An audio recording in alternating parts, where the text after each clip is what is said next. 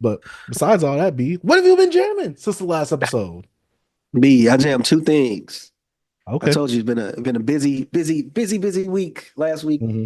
Hmm. This week for to be even busier. So the first thing I want to talk about, I don't know if you listened to it, got around to, is our guy Z2Legitt. I checked out his little EP he got with Oh my God, I you forgot to listen forgot. to it I with he got a did. guy named YK Stepping and Monvey the Five, and I told him I Hmm. was gonna talk about it. It's like I think it's 4 tracks, 11 minutes, real short and sweet.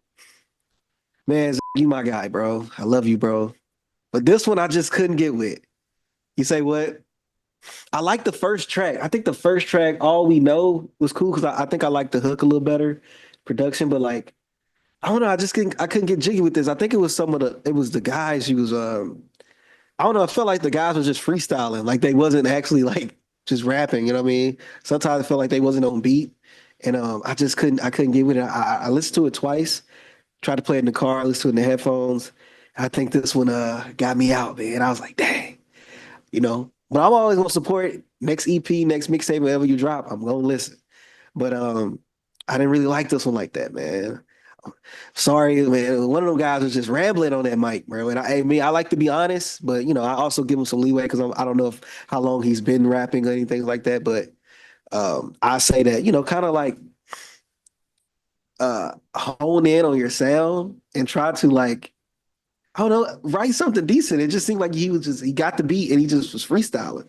Because I'm like some of this stuff I know you didn't write, and You I'm talking not about the talking about features or Z2 I'm talking about legit? I'm not talking about. I'm talking about one of the guys. He kind of. I don't know if it's YK Stepping. I don't know which one it is, but they kind of like threw me off on some of the tracks because it felt like I don't know if they was taking it serious or what. And I'm not trying to be mean or nothing, but it just didn't seem coherent to me.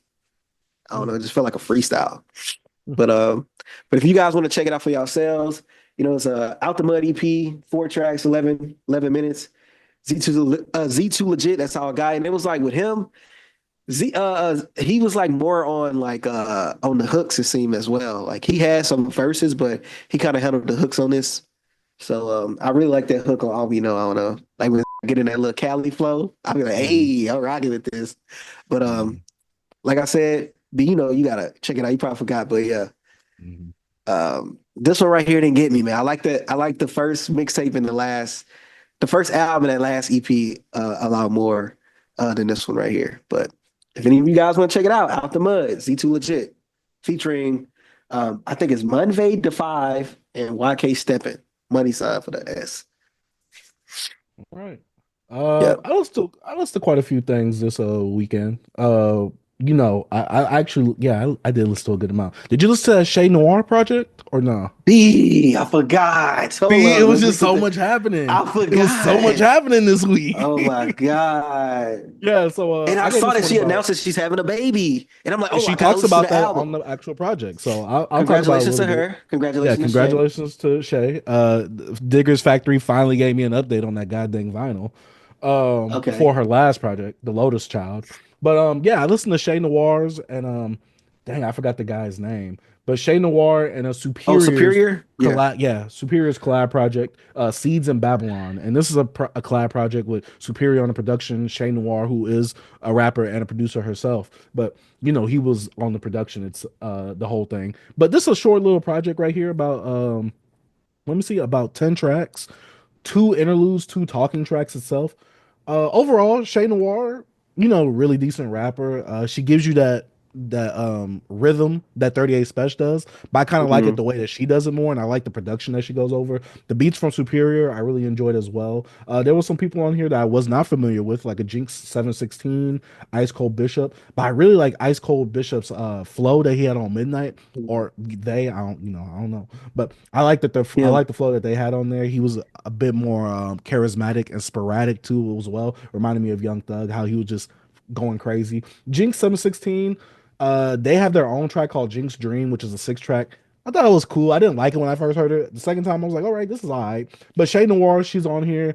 She's talking about her being pregnant, her having fertility issues. She's kind of opening up and talking about, oh, how your dad used to shower me with roses, and those are the things I love. So I want to call you like the same thing I love or whatever. Right. She also speaks about like how like, oh, I don't want my child to go through the things that I went through.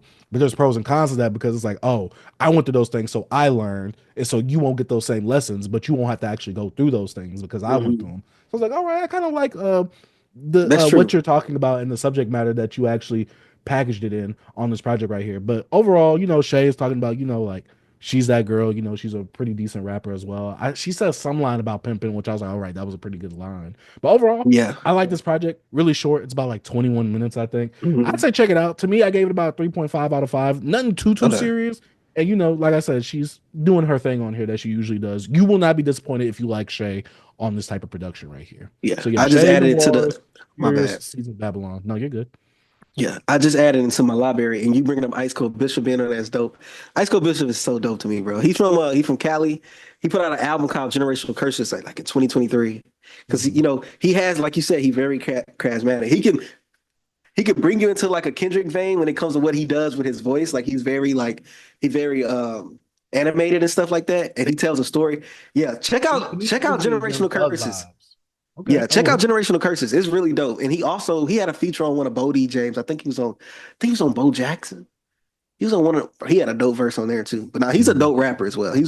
He's I don't know why I thought more people was gonna talk about him because I thought he was gonna have a bigger year last year because he had a really good dope release in Generational Curse. Really Hmm. dope. He told a story, really kind of conceptual project. I recommend it to you, B. All right, I I'll try recommend and it to put it you in if you my listen later. Shout out to Music Boy yeah. for having that feature You because that's what you I be bringing using to it remember. Facts. You bringing it back up. I had to go back to it. Like, hold on, let me add that to my Apple library because he's on my Spotify. I'm like, man, I ain't even been seeing if he dropped anything new. You know what I'm saying? So I'm happy. Hmm. I'm happy he was on this project, so I can get back tapped in with Ice Cold Bishop. But my Okay. next project and final album I listened to was Saba and No ID. I had to I, check out I that. wanted to listen to that this weekend, B. I wanted to listen to that so bad this weekend. I got to it. I was cleaning up and I'm like, because it came out on was it Wednesday or Thursday or Thursday? Wednesday? It was either It was one Wednesday of or them Thursday. days. It was before I know I was still doing a work week, but it's called From the Private Collection of Saba and No ID. I listened to it once. I wanted to get more listens to it, but I said it was a busy weekend for me. I didn't really get around to it, and I didn't get to listen to it today.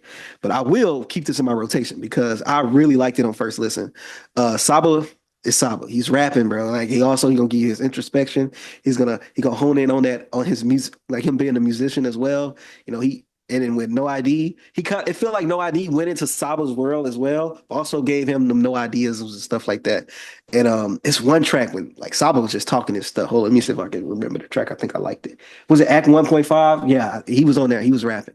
It seemed like he threw a little shots at Kendrick about like the Grammys and stuff on there. Really love the production on there and some of the features. He had Smino at the end. He had Jordan Ward on the track. Kelly Rowland on like the second track, and Raphael Sadiq on the same track on Crush. That's the second track on the album.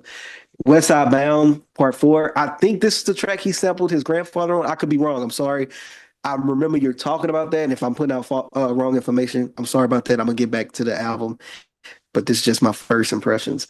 But I know in West Side Bound he always do an ode back to like where he's from in Chicago, from the West Side, and that's one thing he gonna do. He gonna bring up Chicago in his projects. You know what I'm saying? He also gonna have like introspection. You know what I'm saying? Talk about his family, and I just like that about Saba. He's naturally just generally him. You know what I mean? I just like that about him, and can't wait to go back to this project.